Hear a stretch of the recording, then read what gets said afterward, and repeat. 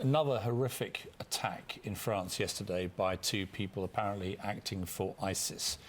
A lot of anti-Muslim sentiment building now over the continent of Europe. What is the answer to what? It's not a simple answer, but what is the answer to better integration with Muslim communities in countries like France, where 10% of the population are Muslim, but so many appear to be disenfranchised? It seems to be better in this country, but you're a Muslim MP in this country. What do you think we should be doing more to try and stop this? Right, first of all, the attacks that happen in the name of Islam are not Islamic. They are very much not. They're evil, they're barbaric, and it has no link to Islam as I understand it and as the Muslims in this country understand it. And ISIS killed many more Muslims than any other terror group in the world. Absolutely. So that aside, in terms of France, I don't have the answers for France in per se. I think in Great Britain we have created a them and us between communities and the government.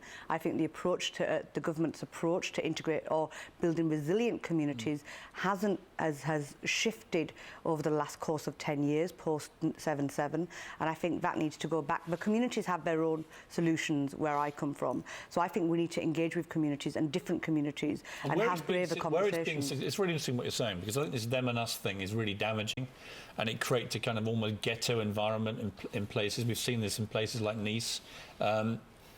Where it's been successful in this country, where integration between faiths is very good and there's no acrimony, how have they achieved that, and how can others take a lesson from that? I think we get back to the basics of shared values. What we do is, you know, you've got to remember that Daesh have bombed in Saudi Arabia, our Prophet, peace be upon his tomb. So these are no friends of any Islam or any Christianity or any religion. This is about power. This is about evil. Absolutely, end of.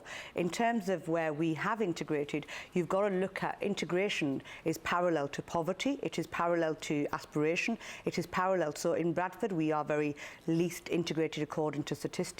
But then that correlates with lack of opportunities, education system, lack of jobs, etc. So and that's not just for Pakistani, Muslim or not communities. That's for white working class communities as well. So that's the community that we don't often talk about. What that breeds, of course, if you don't have any money, you don't have a job, you're feeling pretty helpless and disenfranchised from the society you're in, you're far more susceptible to these bright, luring lights of ISIS, Islamic State, where they can try and get to you and indoctrinate you and brainwash you. You have a certain vulnerability as all children that are at risk, and I think the issue is if we use the safeguarding model of building resilient communities, we will achieve a lot more in this country and in places like France. I think you're absolutely right. Thank you very much. I'm sorry to put on you, but I just thought while you were here, it's a really interesting subject we should all be talking more about.